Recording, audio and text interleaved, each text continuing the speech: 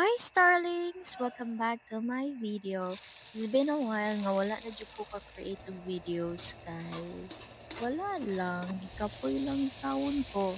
And for today's video is random ba kayo siyang recipe. Kay this is a luncheon meat and supposedly pituhon lang unta ni namo na siya but la let's make it flavorful na lang food.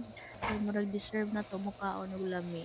So akong gibuhat ani is kay kita na mo ganina naggisa ko og bombay ug ahos and then giluno din ako ang luncheon meat. Then nag-add lang kog mga seasonings like the pepper, a little bit of sugar, then oyster sauce, toyo.